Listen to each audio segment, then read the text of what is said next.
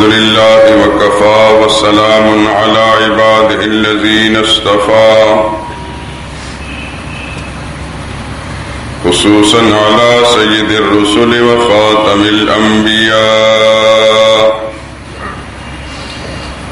وعلى آله المجتبى وأصحابه الأتقياء. أما بعد فإن خير الحديث كتاب الله وخير الهدي هدي محمد صلى الله عليه وسلم وشر الأمور محدثاتها وكل محدثة بدعة وكل بدعة ضلالة وكل ضلالة في النار. أعوذ بالله من الشيطان الرجيم. بسم الله الرحمن الرحيم. وجعلوا لله مما ذرأ من الحرث والأنعام نصيبا فقالوا هذا لله بزعمهم وهذا لشركائنا فما كان لشركائهم فلا يصل إلى الله وما كان لله فهو يصل إلى شركائهم ساء ما يحكمون.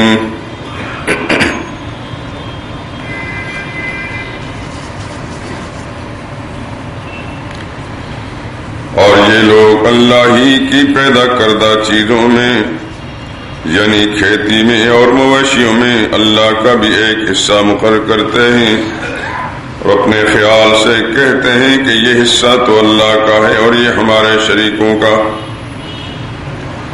پھر جو حصہ ان کے شریکوں کا ہوتا ہے وہ تو اللہ کی طرف نہیں جا سکتا اور جو حصہ اللہ کا ہوتا ہے وہ ان کے شریکوں کی طرف جا سکتا ہے. یہ کیسا برا انصاف ہے. سبحان ربک رب العزت عما یصفون وسلام علی المرسلین والحمد للہ رب العالمین.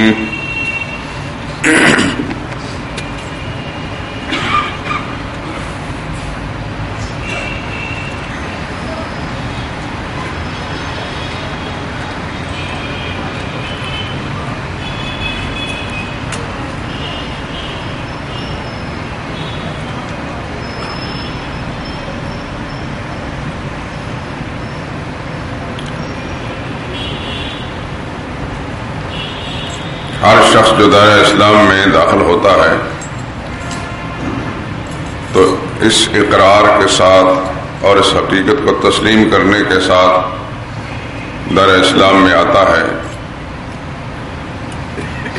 اور یہ بول زبان سے ادا کرتا ہے لا الہ الا اللہ.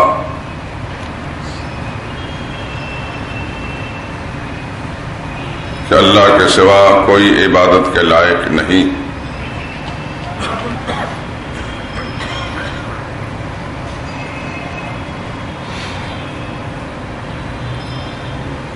جسے کلمے کا معنی آتا ہے وہ بھی یہ کلمہ پڑھتا ہے، یہ بول بولتا ہے. جسے نہیں آتا وہ بھی بول بولتا ہے.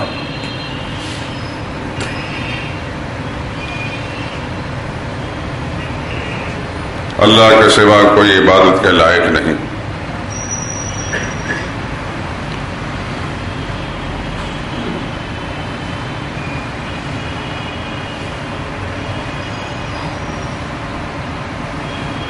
ہمارے معاشرے میں جو لوگ اپنے آپ کو مسلمان کہتے ہیں ان کی اکثریت اس بات کو نہیں سمجھتی کہ عبادت کیا ہوتی ہے. نہ انہیں عبادت کی حقیقت معلوم نہ اس کی اقسام. زیادہ سے زیادہ اگر اس کے ذہن میں کوئی تصور ہے تو نماز کے بارے میں کہ نماز عبادت ہے، روزہ عبادت ہے.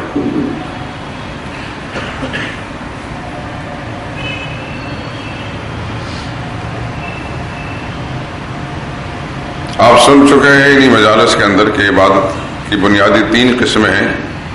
ایک قسم وہ ہے جو زبان کے ساتھ ادا کی جاتی ہے، دوسری قسم وہ ہے جو انسان اپنے اعمال کے ساتھ بجا لاتا ہے، اور تیسری قسم وہ ہے جو انسان اللہ کے دیے ہوئے مال کے ذریعے سے اللہ کی عبادت کرتا ہے۔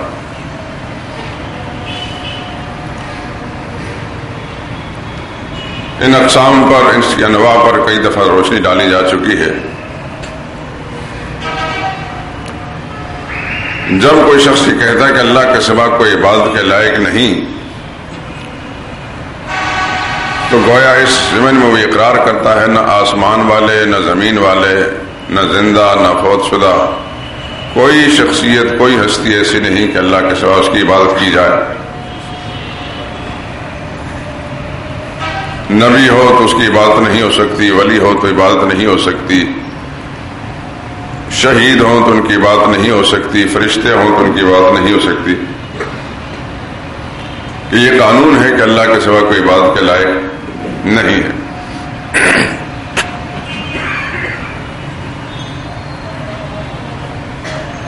اس کو دوسرے رنگ میں یوں کہہ لیجئے کہ اگر کوئی شخص اللہ کے سوا کسی اور کی عبادت کرتا ہے تو شریعت اس کے بارے میں کیا فیصلہ کرتی ہے؟ وہ مشرک ہے، بالکل واضح طور پر۔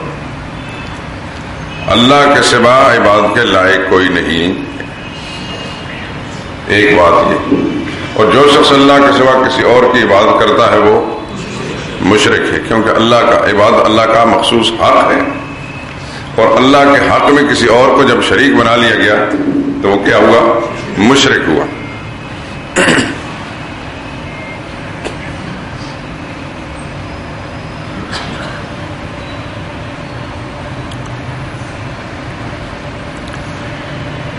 مثال کے طور پر سجدہ عبادت ہے اور اللہ ہی کا حق ہے۔ اللہ کے سوا اگر کسی اور کو کوئی سجدہ کرتا ہے تو اللہ کے اس حق کو غیر کو دے رہا ہے۔ تو اللہ کی عبادت کرتا تو موحد تھا، مومن تھا، اور اللہ کے سوا کسی اور کو سجدہ کیا تو مشرک ہو گیا۔ کیونکہ مخصوص حق، اس لیے آپ نے ایک جملہ میری زبان سے سنا ہوگا، میں اکثر کہا کرتا ہوں کہ اللہ اپنی خصوصیات میں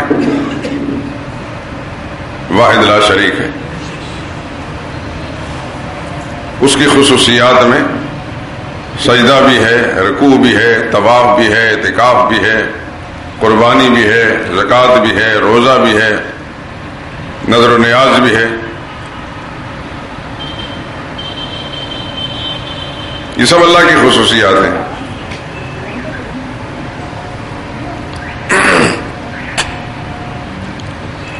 تو اللہ کی خصوصیت میں اگر کوئی کسی اور کو شریک کرتا ہے یا اللہ کا وہ حق کسی اور کو دیتا ہے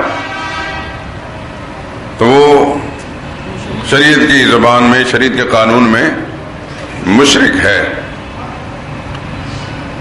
اور مشرک کیا ہوتا ہے؟ مسلمان نہیں ہوتا۔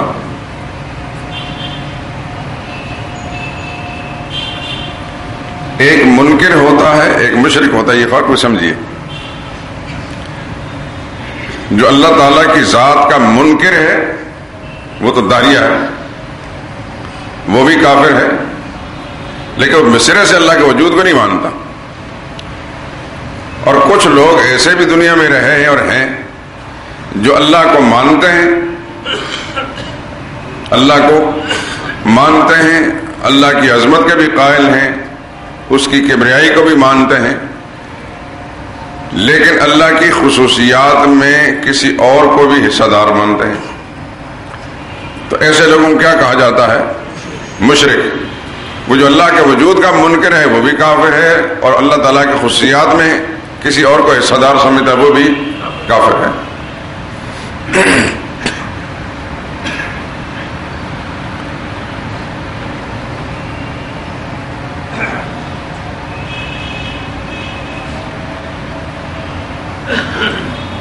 نماز اللہ کا حق ہے، اسی کے لیے بجا لائی جا سکتی ہے۔ زکوٰۃ مالی عبادت یہ اللہ کا حق ہے، اللہ کے حکم کے مطابق اسی کے نام پر دی جا سکتی ہے۔ قربانی ایک مالی عبادت ہے، اللہ کا حق ہے، اللہ کے نام پر قربانی کی جا سکتی ہے۔ صدقہ و خیرات یہ ایک مالی عبادت ہے، اللہ ہی کے نام پر صدقہ و خیرات کیا جا سکتا ہے۔ نظر و نیاز ایک مالی عبادت ہے اور اللہ ہی کے نام پر یہ عبادت کی جا سکتی ہے، اور اللہ ہی کے نام پر نظر نیاز چڑھاوا دیا جا سکتا ہے۔ اور یہاں یہ بات ذہن نشین فرما لیجیے کہ یہ چڑھاوا یا نظر یا منت یا نیاز ایک ہی چیز ہے جس کے بہت سارے نام مختلف زبانوں میں، فارسی میں، اردو میں اس کو نیاز کہہ لیجیے، عربی میں اس کو نظر کہتے ہیں، نون زال اور را۔ اردو زبان میں چڑھاوا کہہ لیجیے۔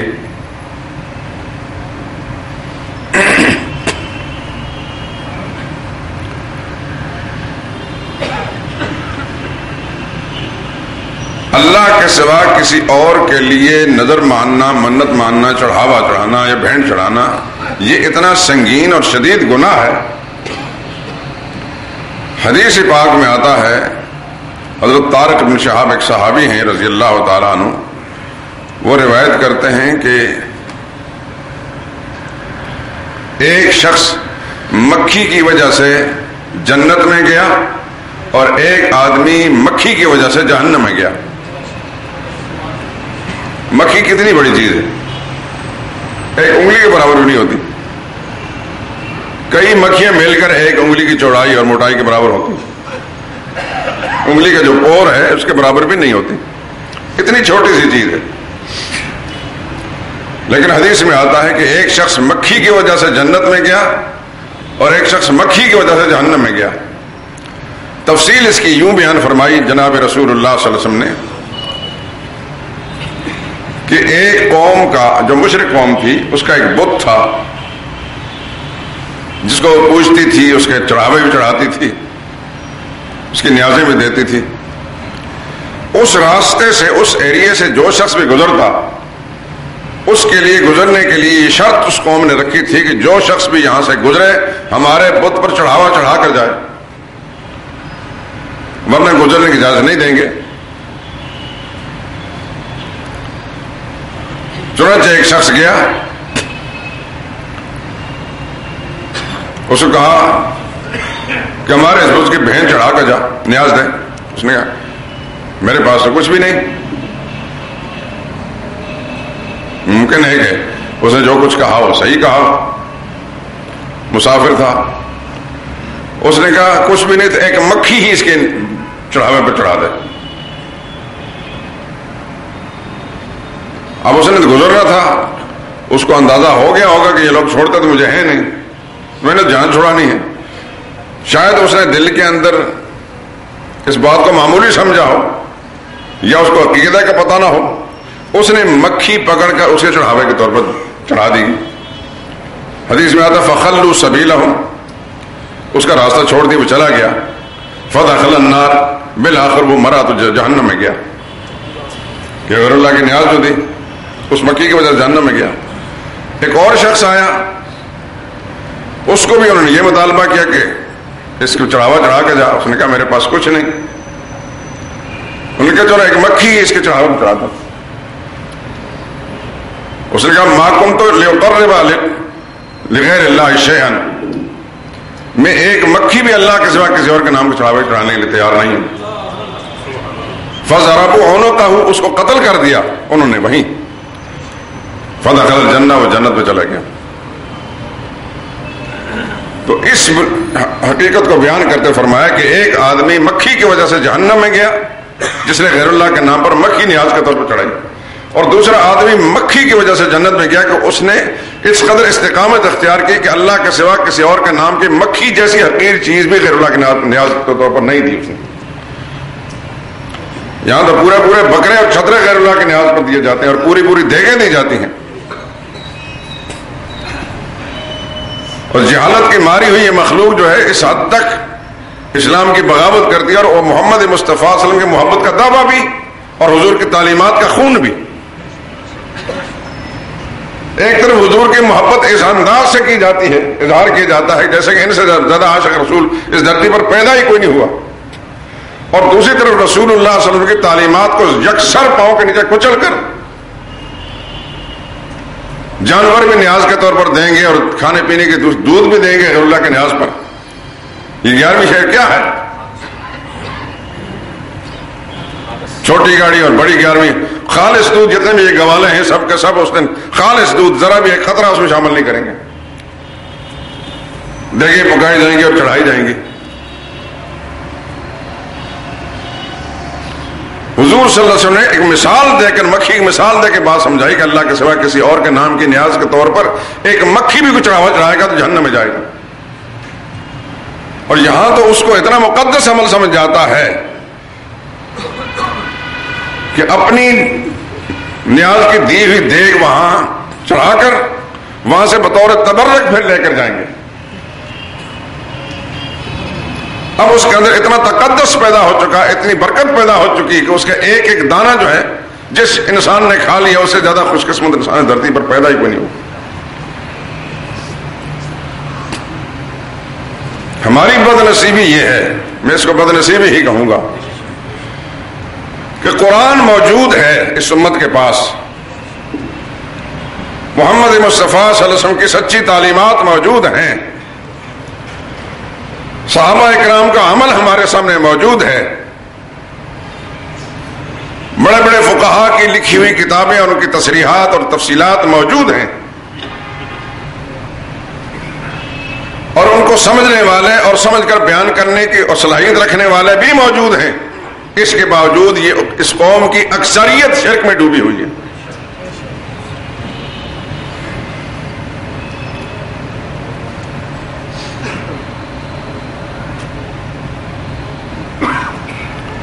یہ آیات جو میں نے اس وقت پڑھی ہیں سورہ انعام کی آیت نمبر 136، قرآن کریم کی چند صورتیں ہیں جن میں بہت زیادہ تفصیل کے ساتھ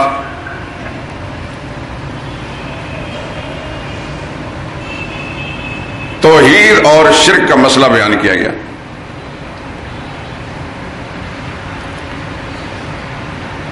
چوبیسویں پارے سے لے کر 26ویں پارے تک 7 صورتیں ہیں، جس ہر صورت کے شروع میں حامیم کا لفظ آتا ہے.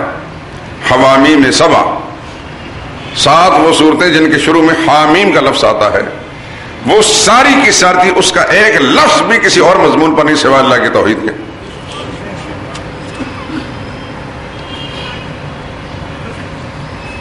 اللہ توفیق دے آپ کو، تنہائی میں جا کر قرآن کریم کھول کر دیکھیے اور ان کے ایک ایک لفظ پہ غور کیجیے، تو سوائے اللہ تعالیٰ کی توحید کے اس بات کے اور شرک کی تردید کا اور کچھ بھی ان 7 صورتوں میں نہیں ملے گا. لیکن ان 7 کے علاوہ قرآن کریم کی اور بہت ساری صورتیں ہیں جن میں دیگر مسائل اور احکام بھی ہیں، لیکن ساتھ اللہ کی توحید کا مسئلہ بھی ہے اور شرک کی تردید کا مسئلہ بھی ہے. مثال کے طور پر سورہ بقرہ ہے، دوسرے نمبر کی صورت، بڑی لمبی صورت ہے، 40 رکوعوں پر مشتمل، 2.5 سپارے تقریباً ایک صورت بنتی ہے. اس کے اندر بے شمار مسائل اور احکام بھی ہیں، بڑے نمایاں طور پر شرک کی تردید بھی ہے.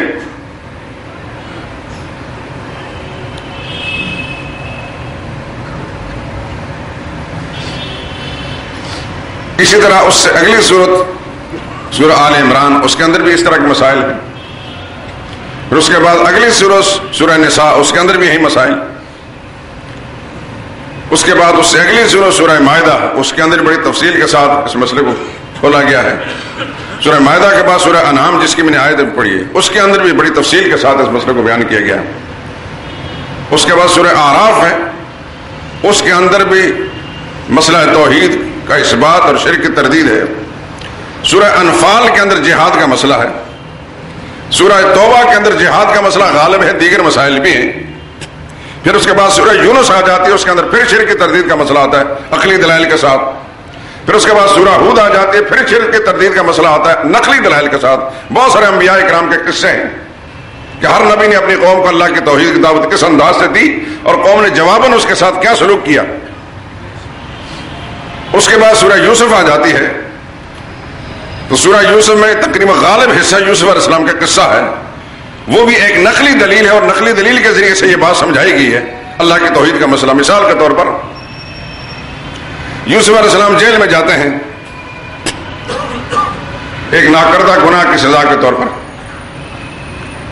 وہاں ان کے پاس 2 نوجوان قیدی آتے ہیں.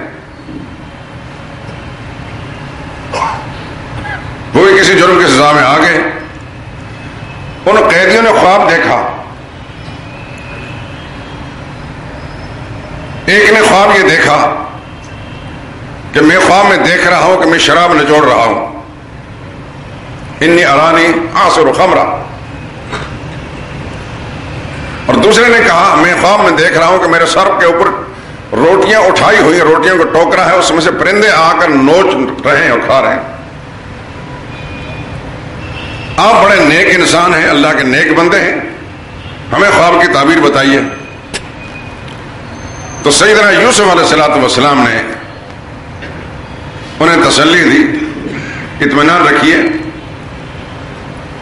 میں انشاءاللہ آپ کے خوابوں کی تعبیر بتاؤں گا. الفاظ قرآن کریم کیجئے, لا یاتیکما طعام ترزقانہ الا نبأتکما بتاویلہ. تسلی رکھو تمہارے پاس دوپہر کا جو کھانا قیدیوں کو جلدی مل جایا کرتا ہے وہ ابھی آنے نہیں پائے گا, اس سے پہلے تمہارے خوابوں کی تعبیر بتا دوں گا. تسلی رکھیے. لیکن اس سے پہلے ایک اور ضروری بات جو تم نے نہیں پوچھی مگر میں تمہیں بتانا چاہتا ہوں, اور وہ ہے اللہ کی توحید کا مسئلہ. ذالکما مما علمنی ربی. اب میں وہ الفاظ آپ کے سامنے جو سیدنا یوسف علیہ السلام نے ان کے سامنے رکھے تھے وہ سنانا چاہتا ہوں.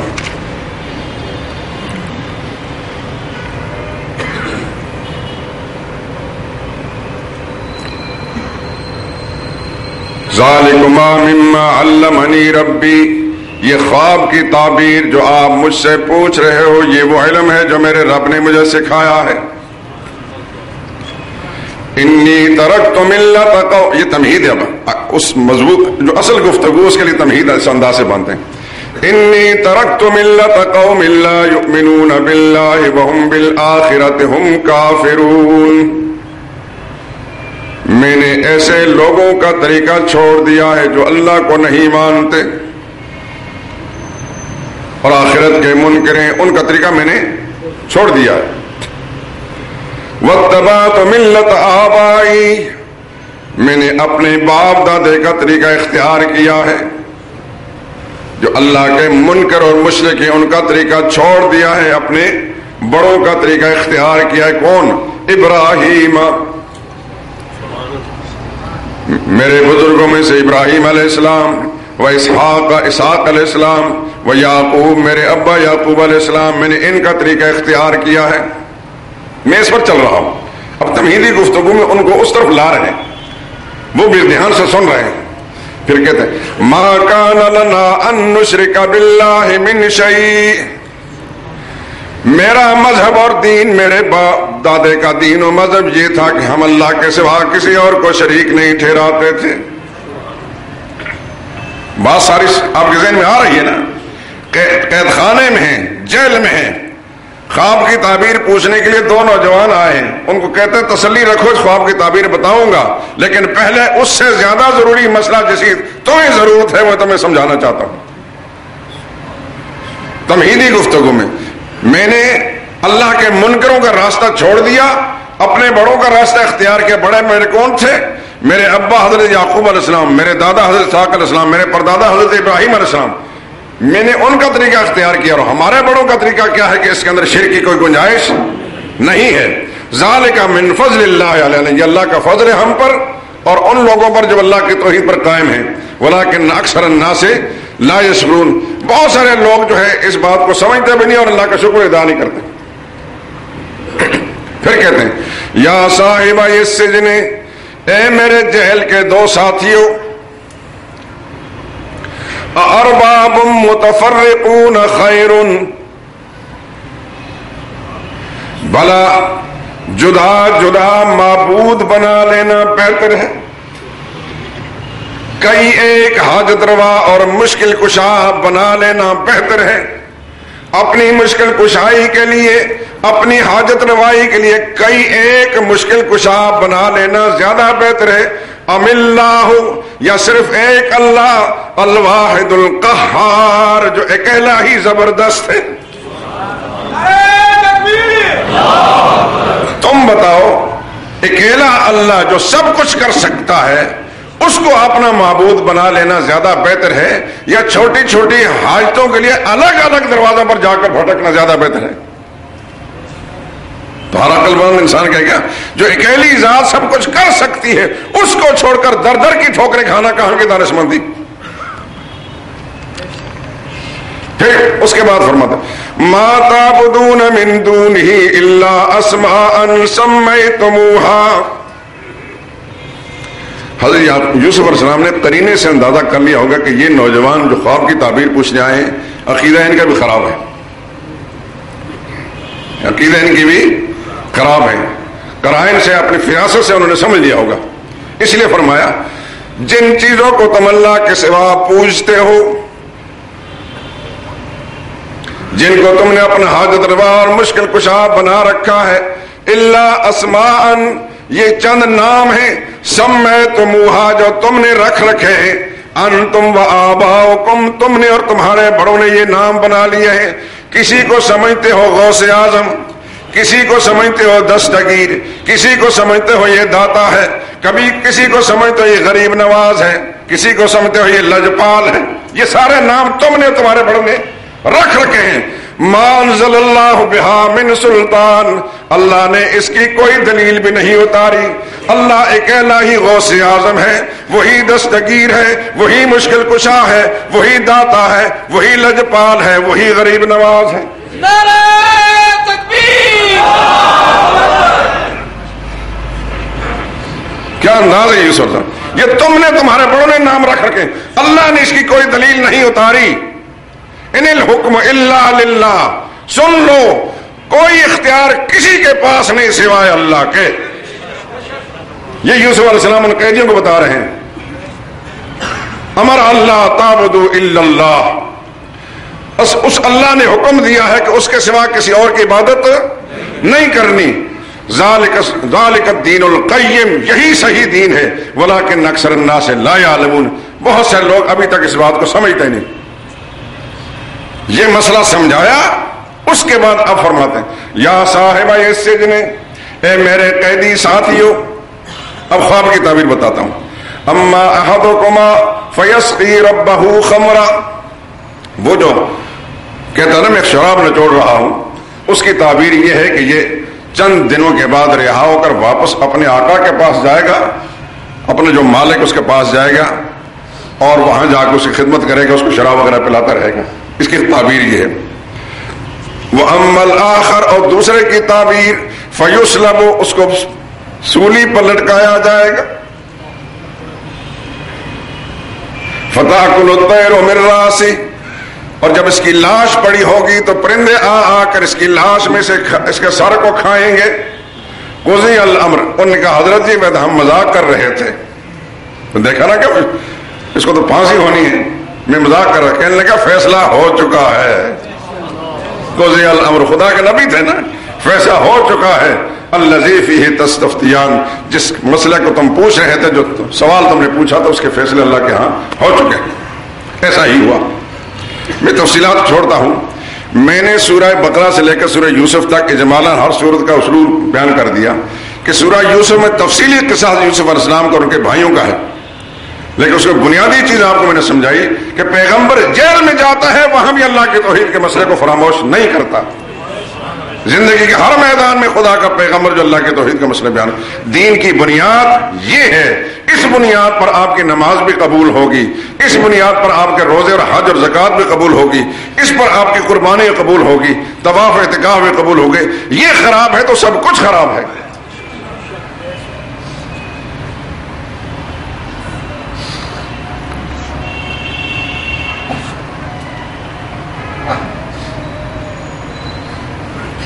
ہر صورت کا ایک اسلوب ہے، زندگی نے اگر موقع دیا تو انشاءاللہ صورتوں کے خلاصے آپ کو سناؤں گا۔ انسان سوچتا تو بہت کچھ ہے، لیکن بعض اوقات کر نہیں پاتا، یا تو کبھی اس کو زندگی مہلت نہیں دیتی، یا اپنے عزائم پر جو وہ چاہتا ہے پوری طرح پورا کرنے کی قدرت نہیں رکھتا۔ سیدنا علی رضی اللہ تعالیٰ عنہ نے اسی پر تو فرمایا تھا عرفت ربی بفسخ العزائم، میں نے اپنے رب کو پہچانا ہے اس بات سے کہ وہ انسان کے ارادوں کو توڑ دیتا ہے۔ انسان ارادے کچھ کرتا ہے لیکن پورے ہو نہیں پاتے۔ میں نے ایک شعر سنایا تھا آپ کو، حضرت تھانوی رحمۃ اللہ تعالیٰ علیہ کے ایک خلیفہ تھے، علی گڑھ کے گریجویٹ تھے، بہت بڑے تعلیم یافتہ انسان اور سرکاری کلیکٹر تھے، ڈپٹی کلیکٹر غالباً انگریزی دور حکومت میں، لیکن تھے اللہ کے ولی۔ اللہ ہمارے ہر انگریزی دان کو ایسا ہی بنا دے۔ خواجہ عزیز الحسن مجذوب جو بہت بڑے شاعر بھی تھے، حضرت تھانوی رحمۃ اللہ تعالیٰ کے وہ مرید خلیفہ تھے۔ ایک دفعہ انہوں نے خط لکھا حضرت تھانوی کو کہ حضرت میں آپ کی خدمت میں حاضر ہونا چاہتا ہوں۔ پچھلے جمعے میں نے کچھ بتایا تھا کہ جو اللہ والے ہوتے ہیں بزرگان دین، انہوں نے ہر انسان کی ایک تربیت کی ہوتی ہے، تربیت اس اسلوب پر چلتے ہیں، پھر وہ معاشرے کے ایک اعلیٰ قسم کے فرد ہوتے ہیں۔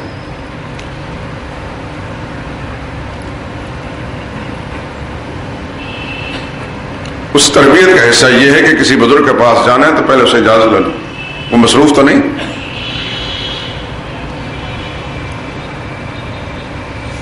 اور آج میرے لیے اور آپ سب کے لیے یہ اصول ہے۔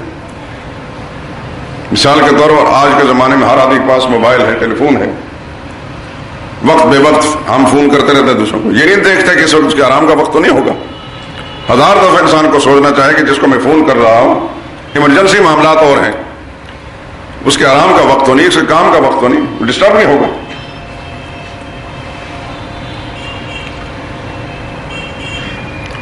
ہے تو بات مذاق کی، میں تو چونکہ اس چوک میں رہتا ہوں، اس چوک کے اندر چاروں طرف سڑکیں لگتی ہیں،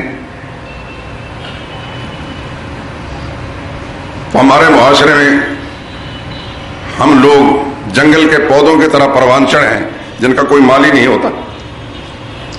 ماں باپ نے ہمیں روٹی کھلا دی، کپڑے پہنا دیے، یا اپنے خیال کے اندر کسی تعلیمی ادارے میں ڈال دیے، لیکن ہماری اخلاقی تربیت نہیں کی ہوتی۔ اس کا نتیجہ یہ ہے کہ ہم جنگل کے پودوں میں سے محاورہ بے استعمال، جنگل کے پودوں کی طرح، جنگل کا پودا جو مالی جس کا نہیں ہوتا، کوئی سیدھا کھڑا ہو جاتا ہے درخت، کوئی ٹیڑھا ہوتا ہے، کوئی ہر شکل میں ہوتے ہیں۔ چند سال پہلے کی بات ہے، سردی کا موسم تھا، رات کے کوئی 11:30 بجے دروازے پر آ کر کسی نے دستک دی یا بیل بجائی۔ اب آپ جانتے ہیں کہ جس موسم کے اندر 5 بجے مغرب ہو جاتی ہو تو 11:30 بجے آدھی رات ہوتی کہ نہیں ہوتی؟ اس وقت تک کوئی جاگتا ہے؟ ہماری طرح کے جو لوگ ہیں صبح اٹھ کر جنہوں نے نماز بھی پڑھنی ہے، پڑھانی بھی ہے، ان کو تو سونا ہی ہوتا ہے۔ البتہ جنہوں نے ایسا نہیں کرنا تو خیر ان کے لیے تو مسئلہ ہی الگ ہے۔ میں سویا ہوا تھا، کسی نے دروازے بڑی زور سے بیل بجائی، بار بار بجائی، نہیں خدا خیر کرے، کون ہے ایسی ایمرجنسی؟ کیونکہ ایسے وقت میں رات کے وقت جب بھی کوئی بیل بجتی تو مجھے خیال یہ ہوتا ہے کہ ہمارے گاؤں سے 22 آ گیا یا کچھ، اور کسی گانے کے امکانات نہیں ہوتے۔ دیر سے میں سفر کیا، دیر سے وہ پہنچے، میں باہر نکلا دروازے پر تو ایک صاحب کھڑے ہیں جن کو میں نہیں جانتا تھا، کہتے ایک مسئلہ پوچھنا ہے جی۔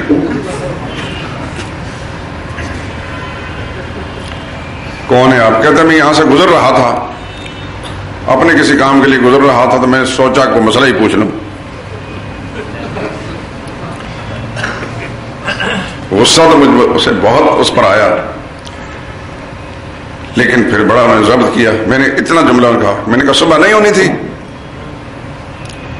یعنی صبح سے ہونے سے پہلے اللہ تعالیٰ نے اس کائنات کے نظام کو لپیٹ لینا تھا، قیامت قائم ہو جانی تھی، تو صبح ہونے سے پہلے آپ مسئلہ پوچھ کر اس پر عمل کر کے دنیا سے مرنا چاہتے تھے۔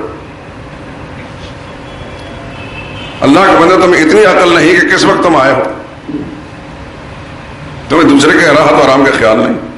میں الحمدللہ ہوں تو بڑا گنہگار سے انسان، لیکن کسی کا ٹیلی فون کرتا کوشش یہ کرتا ہوں، سوچتا ہوں کہ اس وقت اس کے آرام کا ٹائم تو نہیں ہوگا، نہیں کرتا میں۔ میرے چھوٹے بھائی انگلینڈ میں رہتے ہیں، ان کا اکثر بیشتر رات کو ہم سوئے ہوتے ہیں فون آ جاتا ہے، میں نے خدا کے بندے تم انگلینڈ پر قیاس کرتے پاکستان کو؟ میں نے کہا وقت دیکھ کر ٹیلی فون کیا کرو۔ کئی دفعہ میں ٹیلی فون کو بند کر دیتا، چھوڑ دیتا ہوں، حالانکہ ان تکلیف ہوتی ہوگی لیکن میں چھوڑ دیتا ہوں، یہ طریقہ کار نہیں ہے۔ بات یہ ہے کہ بزرگان دین سے جو وابستہ ہوتے ہیں وہ ان کی تربیت کرتے ہیں۔ انہوں نے خط لکھا کہ حضرت میں آپ کی خدمت آنا چاہتا ہوں، حضرت اگر مصروف نہیں ہوں گے، فرصت ہوگی تو مجھے جواب دیں گے کہ آپ آ جائیں، یا فرمائیں گے آپ فلاں وقت آئیں فلاں وقت آئیں۔ حضرت نے فرمایا اچھا آ جائیں، اللہ کی شان کو نہ آ سکے، ہر انسان کو کوئی نہ کوئی بات ایسی صورت پیش آ سکتی ہے کہ چاہنے کے باوجود نہیں کر سکتا۔ دوبارہ انہوں نے خط لکھا کہ حضرت میں معذرت خواہ ہوں، اس وقت مجھے ایسا مصروفیت آ گئی، اب میں فلاں وقت آنا چاہتا ہوں۔ حضرت نے فرمایا آ جائیں، پھر نہ آ سکے۔ تیسری دفعہ بڑی معذرت کے ساتھ خط لکھا کہ حضرت میں بہت شرمندہ ہوں کہ میں نے بار بار آپ کو ڈسٹرب کیا، نہ آ سکا، اب فلاں وقت میں آؤں گا۔ اللہ کا کرنا ایسا کہ اس وقت میں نہ آ سکے۔ انہوں نے پھر ایک شعر کہا، انہوں نے تو خیر اپنی سوچ کے مطابق کہا، اور اللہ کے نیک بندے تھے، اللہ کے ولی تھے، لیکن میرے جیسے ایک گنہگار انسان کے لیے یہ بڑی سبق ہے اس کے اندر۔ فرمایا میں سمجھا رہا جب اپنے عزموں پہ قائم، یعنی اس کو یوں سمجھیے شعر کی بجائے، میں جب اپنے ارادوں پر قائم نہ رہ سکا تو پھر مجھے یہ بات سمجھ میں آئی، میں سمجھا رہا جب اپنے عزموں پہ قائم، کسی کے میں زہر تصرف ہوں دائم، کہ میری اپنی مرضی نہیں چلتی، مرضی کسی اور کی چلتی ہے۔ میں سمجھا رہا جب نازموں پہ قائم، کسی کے میں زہر تصرف ہوں دائم، کیا کام رہا مجھ کو ناکامیوں نے، یعنی اس وقت آنے میں جو ناکامی مجھے ملی اس سے مجھے ایک سبق ملا، اس سے مجھے کامیابی مل گئی۔ کیا کام رہا مجھ کو ناکامیوں نے، عرفتو کہ ربی بے فسخ العزائم، تضمین کی حضرت علی رضی اللہ تعالیٰ کے قول پر کہ سارے فیصلے کس کے ہوتے ہیں؟ سارے فیصلوں کا مالک پروردگار عالم۔ تو بات عرض کر رہا تھا کہ اللہ کی توحید وحدانیت کا مسئلہ یہ اتنا اہم ہے کہ سارے دین کی بنیاد یہ ہے۔ آپ لوگ کاروباری لوگ جب کوئی بلڈنگ بناتے ہیں، پلازے بناتے ہیں، بڑی بڑی عمارتیں بناتے ہیں، تو اوپر چھت اور اس کی دیواریں کھڑی کرنے سے پہلے اس کی فاؤنڈیشن، اس کی بنیاد کو بڑے طریقے سے مضبوط کرتے ہیں۔ میرے سامنے یہ صادق پلازہ بنتا رہا، ہم نے دیکھا سینکڑوں ٹن سریا جو ہے اس کی بنیاد کے اندر انہوں نے ڈالا، سب کچھ ہمارے سامنے ہوتا رہا۔ مسئلہ تو ہمیں معلوم تھا لیکن مشاہدہ ہم نے بلڈنگ بنتے دیکھا۔ اب اس کے اوپر جتنی بھی اور منزلیں بنائی جا سکتی، لیکن آپ بھی سمجھتے ہیں کہ جس کی بنیاد کمزور ہوگی وہ عمارت زیادہ دیر تک قائم نہیں رہ سکتی۔ تو دانا لوگ، عقل مند لوگ، سمجھے ہوئے لوگ جو بنیادوں کو مضبوط کرتے ہیں، اس طرح سمجھیے کہ سارے دین کی بنیاد اللہ کی توحید کا مسئلہ ہے۔ یہ بنیاد مضبوط ہوگی، صحیح ہوگی، تو آپ کی نماز بھی صحیح، آپ کا روزہ بھی صحیح، آپ کی زکوٰۃ بھی صحیح، آپ کی قربانی بھی صحیح، آپ کا حج بھی، آپ کا طواف بھی، آپ کا اعتکاف بھی، آپ کا ساری عبادت کا نظام درست اور قبول ہوتا چلا جائے گا۔ ایک ایک چیز رتی برابر بھی کوئی عمل ہوگا قبول ہوگا، اور اگر اس میں خرابی آئی تو آپ پہاڑوں کے برابر بھی نیک اعمال کر جائیں، سب کے سب ضائع چلے جائیں گے۔ اس کے لیے قرآن کریم کا اولئک حبطت اعمالہم، ایسے لوگوں کے اعمال ضائع چلے جاتے ہیں، وفی النار ہم خالدون، وہ ہمیشہ آگ کے اندر رہیں گے۔ میں پہلے بھی ایک بات کئی دفعہ اس دہرا چکا ہوں، آج پھر کہتا ہوں، ہم لوگ دیوانے نہیں ہیں، الحمدللہ العظیم۔ دیوانہ دیوانوں کی حرکتیں کرتا ہے نا، باتیں بھی پاگلوں کرتا ہے، حرکتیں پاگلوں جیسی ہوتی ہیں، ایسی بات نہیں، اللہ کا انعام ہے، اللہ کا فضل ہے۔ لیکن ایک بات پر زیادہ زور دینے کی وجہ کیا ہے کہ ہم اللہ کی دی ہوئی بصیرت اور قرآن کریم کے فہم کی بنیاد پر یہ سمجھتے ہیں کہ مسلمان کو سب سے زیادہ ضرورت اس مسئلے کی، اس میں خرابی آ گئی تو سب کچھ برباد ہو جائے گا. یہ ٹھیک ہوگا تو انشاءاللہ کامیابی یقینی ہے. وہ حدیث بطاقہ آپ نے تو کئی دفعہ سنی ہے، کئی دفعہ، کہ قیامت کے دن ایک نوجوان اس امت کا، امت مسلمہ ہم میں سے، ساری دنیا سے الگ کر کے چھانٹ کر کے ایک طرف کھڑا کیا جائے گا. ان اللہ سیخلص رجلا من امتی علی رؤوس الخلائق، یہ الفاظ ہیں حدیث کے. میری امت کا ایک شخص کو ساری دنیا کے سامنے الگ کر کے کھڑا کیا جائے گا. فینشر علیہ 99 سجلا، وہ آدمی اتنا بڑا گناہگار ہوگا کہ اس کے گناہوں کی جب فہرست تفصیل کھولی جائے گی، دفتر کھولے جائیں گے تو 99 دفتر، 99 بڑے بڑے رجسٹر پھیلا دیے جائیں گے. کل سجل مثل مد البصر، یہ بھی حدیث کے الفاظ ہیں. ہر رجسٹر اتنا بڑا ہوگا جتنا انسان کی حد نگاہ ہوتی ہے، کہ ایک رجسٹر کا اتنا لمبا چوڑا ہوگا تو 99 کتنے بڑے ہوں گے، کہاں تک. یہ حدیث کے الفاظ میں آپ کے سامنے سنا رہا ہوں، کوئی ڈائجسٹ پڑھ کر نہیں ہے. تو اللہ پوچھیں گے اتنکر من ھذا شیئا، اے میرے بندے یہ جو کچھ نظر ڈال یہ سارا تیرے اعمال ہیں؟ وہ کہیں گے یا اللہ میرے اعمال ہیں، یہ سب برائیاں ہیں. اللہ پوچھیں گے اس کا ان میں سے کسی ایک کا انکار کر سکتے ہو کہ فرشتوں نے بلا وجہ تمہارے ذمہ لگا دی برائی؟ وہ کہ اللہ یا رب، میرے رب نہیں، میں انکار نہیں کر سکتا، سب میری برائیاں ہیں. اللہ پھر پوچھے گا افلا کا عذر، تیرے پاس کوئی عذر ہے؟ یعنی تو کہہ سکتا ہے کہ کوئی مجبوری تھی یہ برائی کرنے کی؟ وہ کہے گا اللہ یا رب، میرے پروردگار نہیں. اب ایسی شکل کے اندر جب اس کی ان دفتروں کے اندر کوئی ایک نیکی نہیں ہوگی تو اس کے ذہن میں کیا ہوگا کہ میرا انجام کیا ہے؟ جہنم. ملائکہ کرام، ملائکہ عذاب بھی کھڑے ہوں گے، ملائکہ رحمت بھی کھڑے ہوں گے. وہ تو یقین سے سوچے گا کہ دوزخ میرے لیے یقینی. اللہ فرمائیں گے بلا ان لک عندنا حسنہ، میرے بندے ابھی جلدی نہ کر، تیری ایک نیکی میرے پاس محفوظ ہے. وہ جو کچھ دفتروں کے اندر لکھا ہے وہ فرشتوں نے نوٹ کیے، کرامن کاتبین نے، کہ وہ اعمال لکھ سکتے ہیں، وہ ایمان نہیں لکھ سکتے.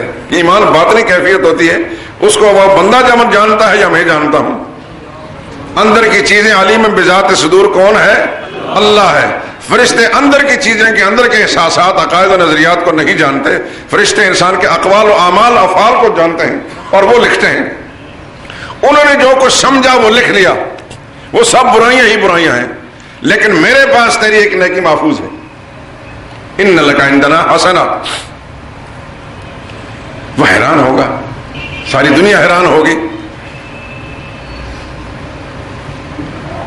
یہ بارگاہ الہی ہے، پروردگار عالم فرما رہے ہیں. پھر حدیث کے الفاظ فتخرج بطاقۃ، اس لیے میں نے حدیث بطاقہ کہا. فتخرج بطاقۃ، با طا اور الف قاف اور تا، بطاقہ. عربی زبان میں بطاقہ کہتے ہیں اس کارڈ کو، یہ چھوٹا سا کارڈ نہیں ہوتا، وزٹنگ کارڈ کہہ لو یا آپ کا شناختی کارڈ ہو.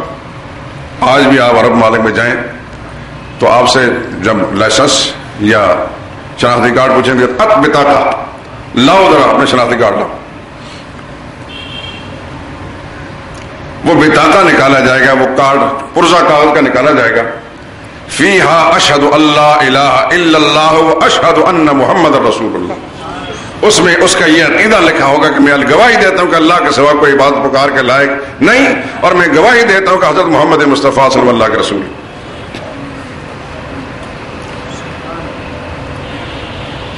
تو وہ بندہ کہے گا، ہاں اللہ فرمائیں گے احضر وزنہ کا، اے فرشتو یہ ایک نیکی اس کو بھی میزان عمل میں رکھو، اور وہ 99 دفتر برائیوں کے دوسرے پڑھنے میں ان کو رکھو. تو یہی بندہ کہے گا یا رب ما هذه البطاقة ما هذه السجلات، اس ایک پرزے کی کیا ویلیو ہے، کیا قیمت ہے ان 99 دفتر برائیوں کے جو ہیں. تو اللہ جواب میں فرمائیں گے انک لا تظلم، میرے بندے ہمارے ہاں عدل ہے، تو ظلم نہیں ہے. اگر ایک نیکی بھی کسی کی ہے تو اس کو ضائع نہیں کیا جائے گا. عذر وزنک تیرے سامنے تولا جائے گا. اب دیکھ تو صحیح. فتوزع السجلات فی کفۃ والبطاقۃ فی کفۃ، وہ 99 دفتر ایک پرڑے میں رکھے جائیں گے اور وہ بطاقہ ایک پرزہ دوسرے پرڑے میں رکھا جائے گا، اور فرشتے اس کو جب اٹھائیں گے تو الفاظ حدیث کے یہ ہیں فتاشت السجلات وثقلت البطاقہ، وہ 99 دفتر برائیوں والا پلڑا جو ہے اوپر کو اٹھے گا اور ایمان اور عقیدے والا پلڑا نیچے کو جھک جائے گا.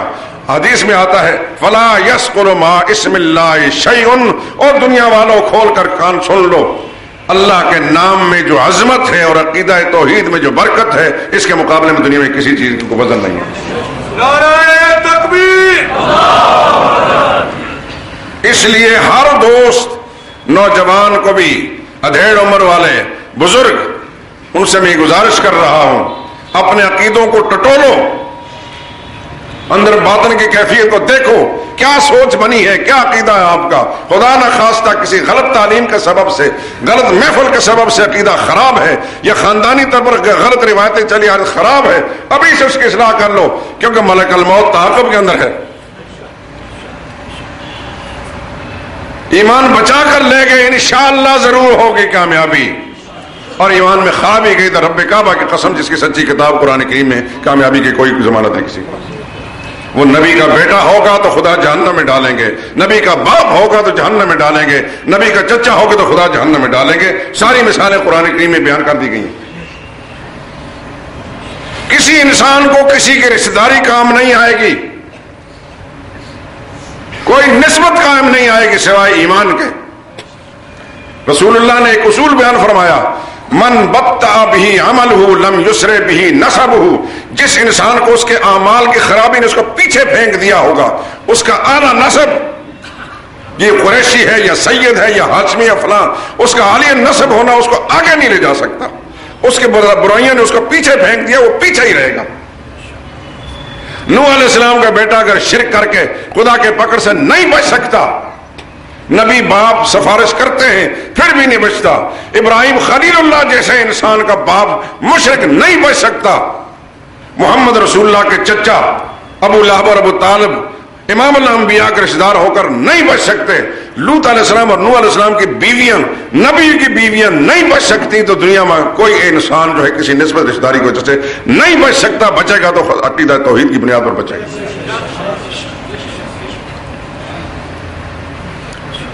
یہ وہ بات میں عرض کر رہا ہوں، الحمدللہ ملائکہ کرام تو نوٹ کر ہی رہے ہیں، لیکن خدا کی زمین کا وہ چپا اور وہ حصہ جہاں جہاں یہ آواز پہنچ رہی ہے انشاءاللہ میرے حق میں گواہی دیں گے.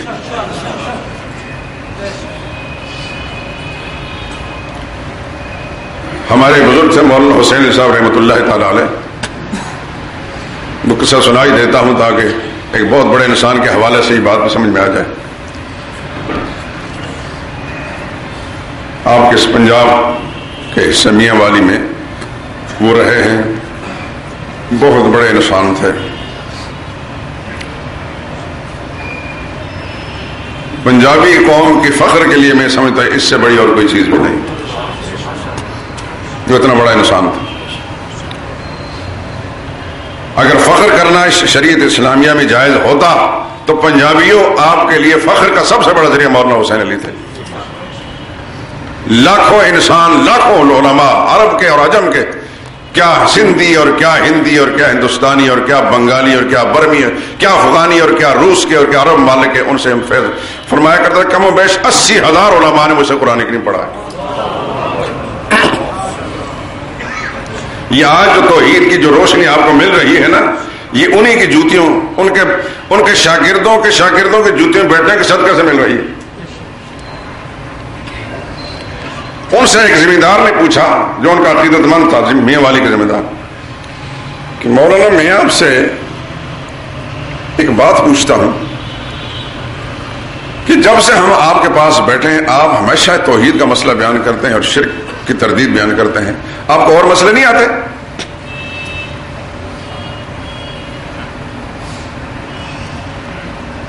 میں آپ کا عقیدت مند ہوں، لیکن میں دیکھتا ہوں آپ ہمیشہ اسی مسئلے پر زور دیتے ہیں. جو آپ کے پاس ملنے آتا ہے تو اس کو سب سے پہلے بٹھا کر مسئلہ سمجھاتے ہیں. جو 1 گھنٹے کے لیے اس کو مسئلہ سمجھاتے ہیں. جو عالم آپ کے پاس 8 دن رہنے کے لیے آتا ہے اس کو سورہ حوامی میں سب پڑھاتے ہیں. وہ 7 حوامی پڑھاتے ہیں. آپ کو ایک جنون کی کیفیت طاری ہے, ہر وقت اسی مسئلے پر لگے رہتے ہیں. یہ کیا مسئلہ ہے؟ آپ کو اور مسئلہ نہیں آتا ہے؟ مولانا حسین صاحب نے فرمایا سنو پھر, لیکن تمہیں بات سمجھ میں آئے گی مثال کے ذریعے سے. تمہارا کوئی بھائی یا کوئی بڑا جگری یار دوست دور دراز سے پیدل سفر کر کے آئے سخت گرمی کے موسم میں, اور گرد و غبار سے اسے کپڑے اٹے ہوئے ہوں اور پسینے سے شرابور ہو اور سخت بھوک بھی لگی اور پیاس بھی اس کو. تمہارے پاس جب پہنچے پسینے سے اٹا ہوا ہے, کپڑے اس کے گندے ہیں, مٹی چڑھی ہوئی ہے, پیاسا بھی ہے, زبان اس کی خشک ہو رہی ہے, بھوکا بھی ہے, تم کیا کرو گے؟ یہی سوچو گے نا کہ اس کو میں غسل کرا کر صاف ستھرے کپڑے پہناؤں, میل کچیل اتاروں, اس کو ٹھنڈی شربت پلاؤں, ٹھنڈا پانی پلاؤں, کھانا کھلاؤں, ہر ایک چیز کی طرف تمہارا دھیان ہوگا. اسی سوچ بچار میں آپ تھے کہ اچانک ایک خوفناک سانپ نکلا کہیں سے اور اس نے ڈنگ مارا اس بھائی کو یا ساتھی کو اور وہ تڑپنے لگا اس کے زہر سے. تو پھر تم کیا کرو گے؟ اس کو غسل کراؤ گے یا شربت پلاؤ گے؟ کیا کرو گے؟ انہوں نے کہا حضرت بات سمجھ میں آتی ہے کہ پہلے اس کی زندگی بچانے کی فکر کروں گا. جان بچ گئی تو پھر ساری چیزیں مفید ہے, ورنہ ایک لاش کو غسل کرانے کی پھر اس کو میت غسل کرانا پڑے گا. جب اس کو یہ بات سمجھ میں آئی اور اس نے اقرار کیا تو مولانا حسین نے فرمایا تو کیا آپ نے مجھے اس قوم کا دشمن سمجھ رکھا ہے مسلمانوں کا؟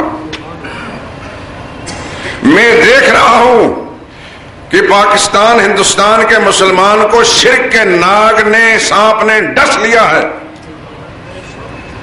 تو میں اس کا علاج کرنے کے بجائے چھوٹے چھوٹے مسئلے بیان کروں؟ وہ تو ہر ایک بیان کر لیتا ہے.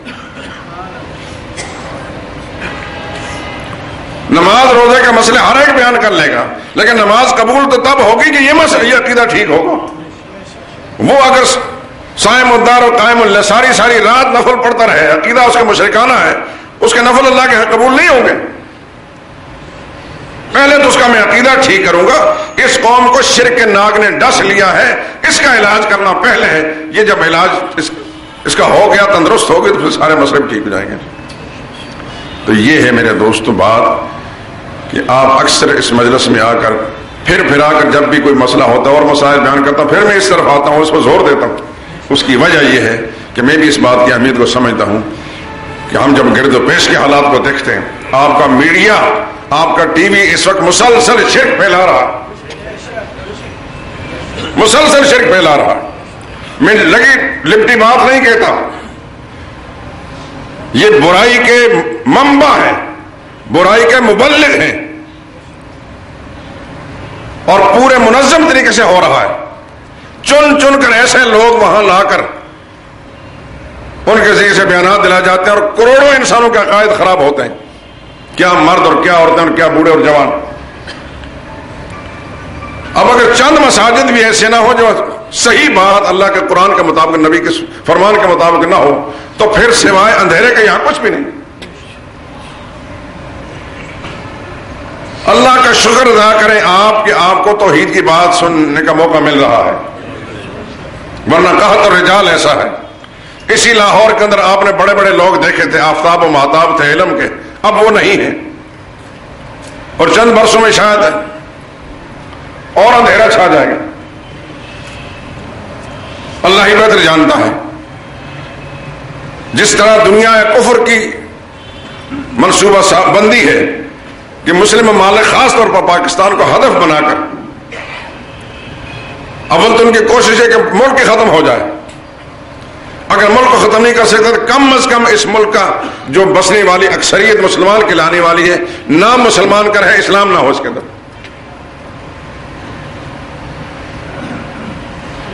اور اس میں بنیادی کردار میڈیا کے ذریعے سے کیا جا رہا ہے. آج یہ اخبار میں آپ نے پڑھا ہوگا, امریکی سفیر اور اس کی بیوی ایک درگاہ پر گئے ہیں, پنجابی زبان کی درگاہ. وہاں جا کر وہ چادریں چڑھاتے ہیں سارا کچھ, اور ان کو آفر دے رہے ہیں کہ جناب ہم ان کو آباد کرنے کے لیے اور ان کو ہر قسم کا پیسہ دینے کے لیے آ رہے ہیں. کیا وہ اسلام سے محبت رکھنے کی وجہ سے آ رہے ہیں؟ وہ تمام تر اڈے جہاں سے شرک اور بدعت پھیل رہی ہے وہاں ان کو آباد کرنے کے لیے ہر قسم کو فنڈ فراہم کر رہے ہیں. ایک طرف وہ میڈیا لگا ہوا ہے، شرک کے مبلغ لگے ہوئے ہر مسجد کے اندر، میڈیا اپنا کام کر رہا ہے، نام نہاد یہ ملا اپنا کام کر رہے ہیں اور ان مقبروں کے ذریعے سے اپنا کام کیا جا رہا ہے. ایسے حالات کے اندر ہر مسلمان کی ذمہ داری بن جاتی ہے کہ سب سے پہلے اپنے عقیدہ اور ایمان کی فکر کرے، اس کے بعد پھر اپنے متعلقین جہاں جہاں بھی اس کا بس چل سکتا ہے اس کے عقیدے کی اصلاح کرنے کی کوشش کرے. زندگی بڑی مختصر ہے، اللہ سے دعا کریں کہ اللہ پاک اس کہنے اور سننے کو قبول فرما لے. مسلمان خامد اور مسلمان بیوی، اکثر اس کتاب کا میں حوالہ دیا کرتا ہوں. جن بچوں کی شادیاں کرانی ہوتی ہیں تو ان شروع میں یہ کتاب پڑھا دیا کریں تاکہ نوجوان لڑکے اور لڑکی دونوں کو اپنی ذمہ داریوں کا پتہ چل جائے. تبلیغی اجتماع کل جمعرات سے شروع ہو چکا ہے اور اتوار کے دن دعا ہوگی.